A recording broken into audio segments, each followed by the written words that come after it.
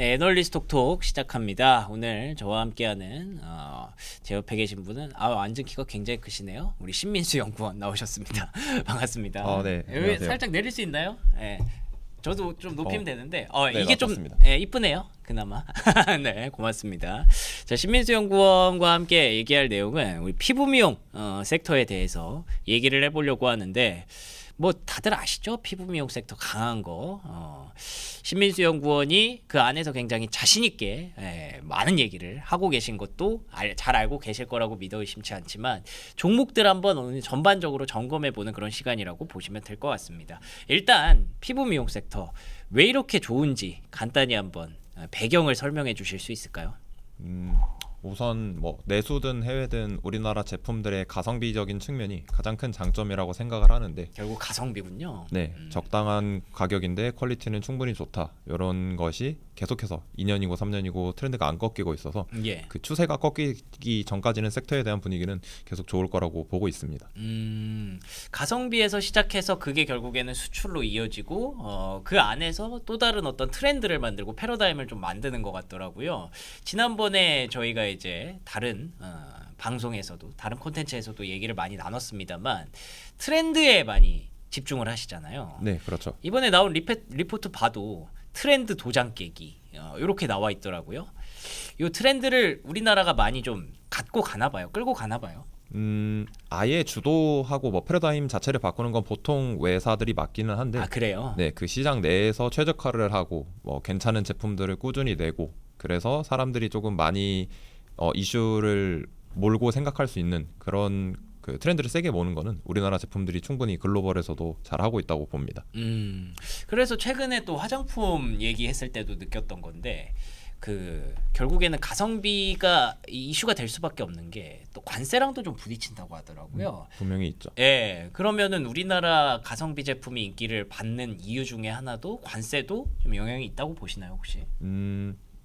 요거 이제 보고서 쓴 게 4월 초였는데, 네. 분명히 영향은 조금 어느 정도는 있다고 봐요. 근데 원래 시장 규모가 아주 큰 규모는 아니다 보니까 예. 그거에 대해서 영향이 아주 크진 않은데 분명히 있긴 할 거다. 왜냐하면 톡신 제품 같은 경우는 이제 의약품으로 분류돼서 아직 관세에 대해서 가이드라인이 명확하게 나오진 않았습니다. 대신 미국에서 이제 시장 점유율 1등 하고 있는 보톡스라고 하는 그 브랜드도 사실은 대부분 아일랜드에서 만들기 때문에 네. 미국에서 관세를 의약품에 하면 보톡스 오리지널 제품도 똑같이 가격이 오를 거고, 그러네요. 우리나라도 오르면 둘 다 오르니까 네. 그 어느 정도 가성비라는 갭은 그대로 유지가 되는 거죠. 그래서 본연의 강점은 좀 흔들리지 않을 거다, 그렇게 생각하는 편입니다. 그렇군요. 같이 올라가면 뭐 오히려 좋죠. 예. 그러면은 이제 종목마다 제가 얘기를 드린다고 말씀을 드렸는데 이게 뭐 표지에도 그냥 뭐 리쥬란으로 도배를 해놓으셨더라고요. 네. 그런 것처럼 일단 파마 리서치 좋다는 거 다 합니다. 근데 이거 사실 주가가 이거 보고 있으면은 접근을 할 수가 없어요. 어떻게 이런 종목의 주가를 지금 신규로 진입할까? 근데 그 연구원님의 리포트를 보니까 늦었다고 생각할 때가 진짜 늦었다. 뭐 이런 얘기 하셨더라고요. 그렇죠. 그러면서 심지어 목표가를 또 올리셨더라고요. 그렇죠. 9만 원인가요? 네. 네. 지금 45만 원인데 49만 원까지 올리신 배경을 뭐 데이터를 활용해서 좀 저희가 납득시켜 주시면 좋을 것 같아요. 그게 이제 제목이 늦었다고 생각할 때가 늦었는데, 그러니까 지금 당장 시작하라는 그렇죠. 의미잖아요. 그래서 뭐 솔직히 예전에 주가 사서 그거 다 시세 차익으로 지금 플러스 되고 있으면 좋겠는데, 네. 그게 아니더라도 충분히 시도할 만한 가치는 있다는 내용이 첫 번째인 거고, 네. 일단 구글 트렌드 같이 일반인 분들께서도 충분히 어떻게 트렌드가 움직이고 있나 살펴볼 수 있는 거를 살펴봤을 때 네. 충분히 추세가 안 꺾이고 있는 게 보였습니다. 구글 트렌드에서 네, 리쥬란이 그렇죠. 그래서 글로벌로 봤을 때 리쥬란을 영어로 쳐서 살펴보면 그 추세는 꾸준히 꺾이지 않고 있고, 그래서 그 트렌드 지수와 시가총액 간의 상관관계가 꽤나 높게 나타나고 있기 때문에 이 추세가 안 꺾이면 시가총액, 즉 주가가 안 꺾일 거다. 그래서 추세가 꾸준히 우상향으로 유지되지 않을까 하는 생각이 있었습니다. 아니 꺾이는 게 아니라 구글 트렌드 지수가 계속 급등하는데요? 급증하는데요? 이 추세가 계속 유지되면 뭐 이 차트 상으로 봤을 때는 시가총액도 꾸준히 갈 수 있다, 이렇게 생각할 수 있는 거고, 최근에 업데이트 했을 때도 뭐 꺼지지 않고 괜찮은 모습을 보이고 있어서 추세는 계속 유지될 거라고 생각합니다.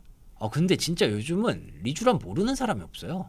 그렇죠. 약간 위고비처럼 사람들이 그 제품명을 말하더라도 어떤 건지를 알게 되는 순간 그러네. 인지도가 크게 늘어나면서 사람들이 안 맞는데도 그냥 옆 사람이 맞으니까 나도 맞아볼까 하는 예. 동조 효과도 분명히 생길 거고요. 그 진짜 대명사가 좀 된 것 같아요. 요즘 피부 좋아졌더라 하면 저 리쥬란 했어요. 이러는 게 약간 그쵸. 예, 뭐 그 개그 프로 같은 데서도 많이 나오는 것 같고 이게 점점 더 해외로도 계속 바이럴이 되는 것 같고 참 그 뭐 연어에서 뭐 했다는 추출했다는 게 그게 얼마나 대단한지 혹시 맞아 보셨죠? 리쥬란. 리쥬란 말고 다른 거 기초 관리 위주로는 했는데 예. 리쥬란은 한 가을쯤에 맞아볼까 고민하고 있습니다. 그래요? 저는 그 후기가 좀 궁금하기는 했는데 저도 안 맞아봐가지고 이 정도의 주가 퍼포먼스면은 진짜 얼마나 대단한지 궁금하기는 합니다. 근데 또 49만 원이라는 숫자가 괜히 나온 건 아닐 거잖아요. 그렇죠. 네, 그거를 한번 좀 얘기를 해주실 수 있나요? 뭐 당연히 올해 이익 전망치 충분히 잘 나올 거다 이런 식으로 생각을 해서 작성을 한 거고 네, 실제로 1분기 실적 발표 5월 10일 중순쯤에 했었는데 네, 당시에 기대했던 것보다 시장에서 기대했던 것보다는 충분히 좋은 매출액 그리고 영업이익도 좀 상회하는 좋은 호실적이 나왔었습니다. 예. 그래서 남은 2, 3, 4분기도 내가 생각했던 것보다는 조금 더 좋겠구나라고 생각을 바꿔서 올해 연간 이익 전망치를 상향한 게 첫 번째고요. 그러네요. 두 번째로는 이제 보통 EPS라고 하는 순이익이랑 네, 그 EPS에 대한 가치를 어느 정도 평가하느냐, 뭐 PER이라고 하죠. 그거를 되게 어느 정도까지 생각을 해야 되나 고민을 많이 하다가 파마리서치가 이제 한 30배 정도 달성해서 어느 정도 대장주로서의 위치를 좀 공고히 하고 있는 것 같아요. 그런데 스위스의 갈더마라고 하는 업체도 뭐 리쥬란이랑 비슷하진 않지만 어느 정도 계열의 느낌이 동일 계열의 스킨 부스터라고 하는 제품을 취급하기 때문에 예. 갈더마의 PER을 보면 45배, 50배를 꾸준히 유지하고 있는 굉장히 고평가를 받고 있는 상황이거든요. 그래서 해외 피어 뭐 비교해봤을 때 굳이 30배를 천장으로 생각하지 않아도 되겠다. 그래서 4월 초 이 산업보고서에서는 PER을 30배로 적용해서 네. 목표 주가를 40만 원으로 했었는데 네. 5월 중순에 냈던 그 리뷰 보고서에서는 33배로 조금 10% 프리미엄을 더 붙여도 되지 않을까. 그래서 EPS 전망치도 올렸고 그거에 대한 가치를 적용하는 PER도 같이 올려서 49만 원으로 목표 주가를 올린 겁니다. 진짜 대단합니다. 예. 일단 실적이 좋았기 때문에 연간 실적 전망치가 높아진 거 그리고 밸류에이션도 PER 30배 사실 우리나라에서 30배 이러면 좀 부담스러울 수 있는데 아니 해외에서 구글 트렌드 지수가 이렇게 높아지고 있는데 해외 프리미엄까지 충분히 끌어올 근거가 되는 것 같아요. 예, 그래서 파마 리서치가 지금의 주가 상승세를 대변하면서 증명하면서 계속 올라가고 있다는 점에서 다시 한번 목표 주가가 또 이렇게 높아졌습니다. 저는 근데 개인적으로 좀 궁금한 게 있는데 어떻게 주가가 이래요? 그러니까 뭔가 막 급등하는 것도 아니고 뭐 이렇게 변동성을 겪는 것도 아니고 어떻게 이렇게 계속 이렇게 올라갈 수 있어요? 시장의 기대치를 꾸준히 조금씩 상회한 게 제일 큰 것 같아요. 꾸준히 조금씩 상회한 거. 네. 뭐 저는 이번 1분기를 예로 들면은 네. 영업이익이 443억 정도 나왔는데 실제로 시장에서 바라보는 컨센서스라고 하죠. 그 기대치는 한 415억 정도 됐었고, 요만큼 높았던 거구나. 네, 한 7, 8% 정도 상회하는 모습이 있었는데 그게 뭐 재작년 말부터 계속 이제 실적을 조금씩 상회했었어요. 뭐 갑자기 한 번에 튀고 신기하다. 그 다음에는 빠지고 이런 게 아니고. 예. 그래서 뭐 시장이 요만큼 기대했는데 그거보다 계속 잘하니까 제가 이번에 목표 주가를 올린 논리처럼 1분기를 잘하면 당연히 2, 3, 4분기도 잘할 거라고 기대감이 붙을 거고 근데 그거를 또 계속 조금씩 상회하는 거고 그런 좀 괜찮은 선순환이 주가에는 반영되지 않았나 그렇게 생각하고 있습니다. 그러면은 다시 말하면 밑에 이제 펀더멘털로 확실히 잡힌 거네요. 그렇죠. 그거에 대한 의심을 크게 시장에서 하지 않는 것 같아요. 예. 국내든 해외든. 왜냐면 이제 뭐 아까 저희가 아침 방송에서 그 성적 얘기도 했습니다. 아이 얘기도 했습니다만 내 아들이 뭐 원래 한 85점 맞던 애라서 요 정도를 기대했는데 한 86점이 나왔어. 그래? 너 생각보다 잘했구나. 근데 다음에 뭐 그 정도 나오겠지 했는데 88점이 나왔어. 계속 이렇게 높여가고 있는 거죠. 조금씩. 그렇죠. 점점 이제 100점에 다다르고 있는 거고. 그러면은 그 부모님의 기대치도 사실 뭐 갑자기 높아지진 않거든요. 우리 아들이 막 100점 맞겠네 이렇게 생각하진 않거든요. 그래서 이제 주가도 이렇게 굉장히 천천히 조금씩 단계적으로 올라가고 있는 파말이 있었지. 이번에도 49만 원까지 또 천천히 올라갈 수 있기를 한번 기대해 보도록 하겠고요. 그리고 그 다음은 이제 원택입니다. 뭐 다 비슷해요. 차트는 다 비슷한데 원택은 이제 해외 진출 모멘텀에 대해서 좀 언급을 하셨더라고요. 어떤 포인트가 있는 건가요? 뭐 미국 쪽으로 레이저 장비 판매하는 것도 작년에 비해서 올해 훨씬 더 잘할 거라고 회사에서 자신감도 좀 드러내고 있는 편이고 네. 어느 정도 동의는 하고 있습니다. 보통 이제 톡신이나 필러 말고 뭐 클래시스 원택 같이 장비를 판매하는 친구들은 네. 미국에서 그 금리가 조금 높기 때문에 미국 산업에 조금 어려움을 겪었다라는 게 좀 주된 내용이었었고 미국 현지 업체도 그거를 좀 고통을 호소했었어요. 금리가 높아서 우리가 판매하기 힘들다. 그럴 수 있죠. 네, 충분히. 그래서 그거에 대한 부담이 아무래도 작년보다 올해가 조금 더 줄어들 거라고 보고 있기 때문에 미국 성장세도 괜찮을 거고 가장 원택을 봤을 때 첫 번째로 살펴봐야 하는 게 태국인데 네. 작년도 마찬가지고 올해 1, 2, 3, 4월 수출 데이터 보았을 때 충분히 추세는 좋았습니다. 그래서 태국이 1번으로 좋았다. 미국에서 금리 부담이 조금 완화되면서 미국 매출액 성장세도 괜찮을 거다. 세 번째로 브라질에서도 작년에는 살짝 파트너사 관련된 이슈가 있어서 조금 난항을 겪었었는데 교통정리가 마무리되면서 올해 쪽에는 좀 회복되는 모습이 보이지 않을까. 그래서 전반적으로 해외 쪽 뭐 중국 나가는 것도 마찬가지고요. 주요 국가들에 대해서 수출 나가는 게 원택은 조금 괜찮은 모습이 25년에는 이어질 거라고 전망하고 있습니다. 이야, 그렇군요. 결국에는 이 가성비라는 게 진짜 괜히 나오는 게 아닌 것 같습니다. 태국뿐만이 아니라 브라질, 미국까지 또 이제 금리 이슈도 좀 완화가 되니까 사실 기계 하나 자체는 그래도 꽤 고가이기 때문에 영업이익률도 높다는 점에서 좀 부담스럽 올 수도 있죠. 이제 주문하는 입장에서. 근데 그런 것들이 좀 완화가 되면 앞으로도 좋아질 수 있을 것이다라는 기대감 충분히 해석이 되네요. 금리가 좀 떨어져야 될 텐데, 뭐 곧 떨어지겠죠.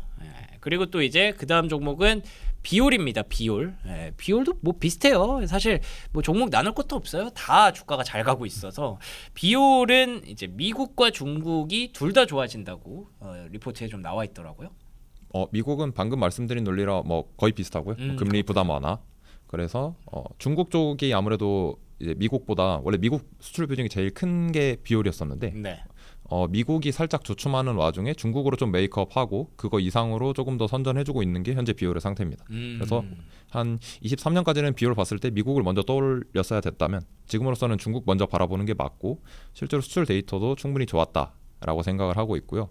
비올의 파트너사가 이제 사환제약이라고 하는 중국 현지 제약사인데 네. 그쪽에서 본인들이 살아남으려면 비올의 장비를 잘 팔아야 되는 국면이기는 합니다. 아, 그래요? 왜냐하면 말이 길어질 수도 있는데 짧게 하자면 네. VBP라는 규제 때문에 사환제약 그 기업 자체가 조금 힘들었었고 그래서 본인들이 잘 살고 현금 흐름을 돌리려면 비올 거를 잘 팔아야 돼요.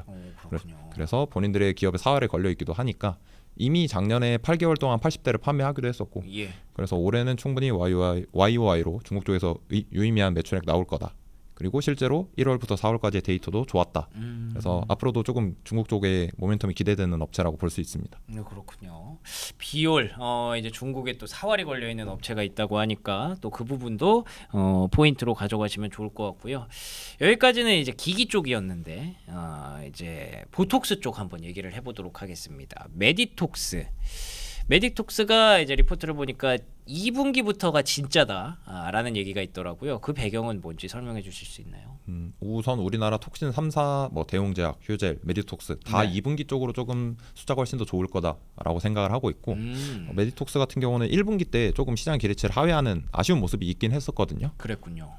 주로 이제 국내든 해외든 파트너사 그 일부 피어 업체와의 소송을 전개하면서 법무비 이슈가 있는 기업이 메디톡스인데 1분기 때는 그 맞네요. 법무비를 조금 많이 썼습니다. 그래서 원래 시장에서 기대하는 것보다 영업이익이 좀 많이 안 좋게 나왔어요. 예. 대신 남은 2, 3, 4분기에는 그 법무비 관련된 문제가 조금 완화되면서 비용이 줄고 그렇기 때문에 이익이 정상화되는 국면이 오지 않을까 생각을 하고 있는 거고요.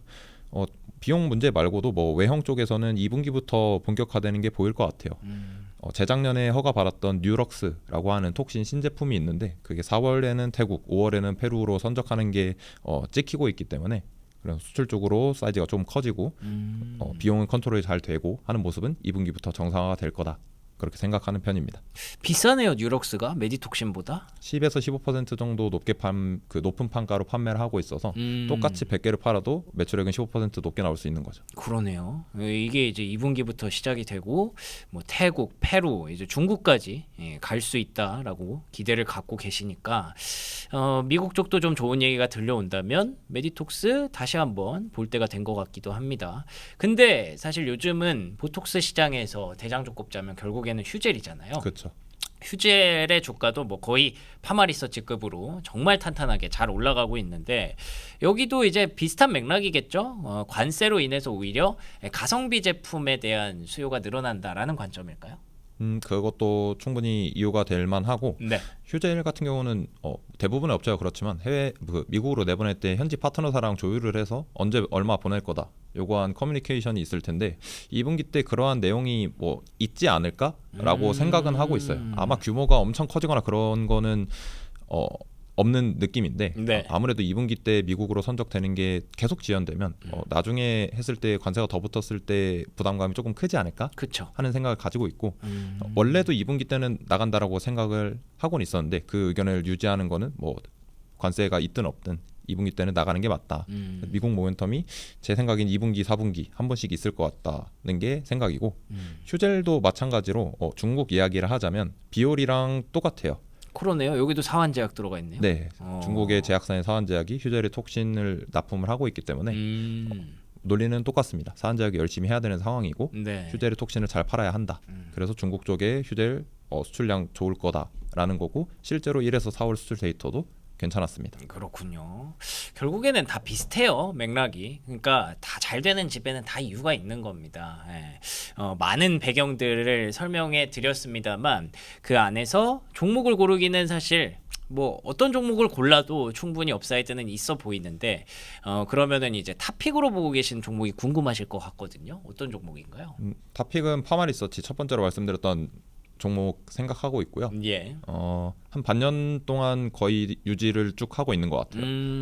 성장세 이견이 크게 없는 듯하고 실제로 저도 그 의견에 동의를 하고 있기 때문에 펀더멘탈 문제가 없다. 그렇다면 내가 걱정해야 될 게 무엇인가 네. 생각해봤을 때 아까 말씀 주신 대로 이 정도 차트에서 지금 새로 들어가는 게 맞을까 고민하시는 분들이 좀 그거 되게 하나 많았어요. 문제죠. 예. 그렇죠. 아니면 여기서 조금 더 불타기, 아니면 조금 더 비중을 더 많이 할까 고민이 되게 많을 것 같은데 보통 소비재 같은 경우가 한번 주가 상승이 일어나면 뭐 2년, 3년 동안 쭉 잘 가는 이유가 있는 것 같더라고요. 그렇군요. 그래서 보통 이제 주가를 형성하는 게 EPS 이익 추정치랑 그거에 대한 가치 PER 두 가지 팩터로 나눠볼 수 있는데 보통 그 두 개가 같이 오르면서 주가가 계속 꺾이지 않고 잘 가는 모습이 보이더라고요. 뭐 엔터 쪽이라든지 네. 아니면 뭐 음식료의 삼양식품이라든지 그렇죠. 그래서 그런 모습들이 파마리서치에도 좀 동일하게 적용할 수 있을 거라고 보고 있어서 수급적인 요인이든 아니면 대세적으로 주가가 쭉 갈 수 있는 요인이든 그거에는 확신을 어느 정도 가지고 있어서 탑픽은 파마리서치로 계속 유지하고 있습니다. 혹시 2등도 있나요? 2등?